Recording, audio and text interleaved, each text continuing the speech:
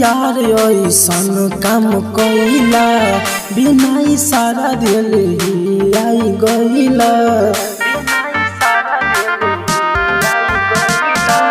टोला में आके धइली हला कलाई सारा हो खेला देख लेने भौजाई दिहला फसाई हमें हाय गइया। लो भर कालुआ जइहा होलिया में चोलिया भिंगा जइहा। लो भर कालुआ जइहा होलिया में चोलिया भिंगा जइहा।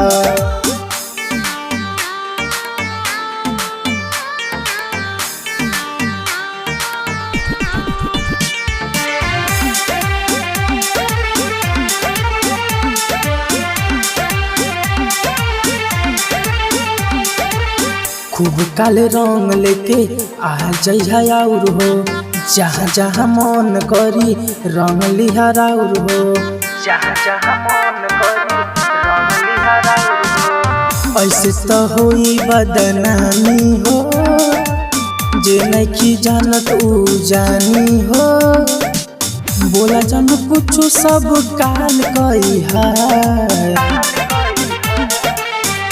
लो भर कालुआ जइहा होलिया में चोलिया भिंगा जइहा।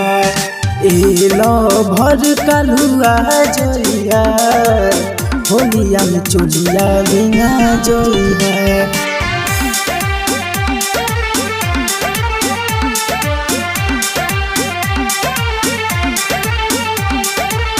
रंग दिहा भीतर ले कही दिहा बोर हो हमारो न मन माने डलला पे तोर हो। लेकिन तू अभी बात बुझा हो ए आंसू ऐसे न जूझा हो राजू से पूछो ना बात कइहा। लो भर कालुआ जइहा होलिया में चोलिया भिंगा जइहा।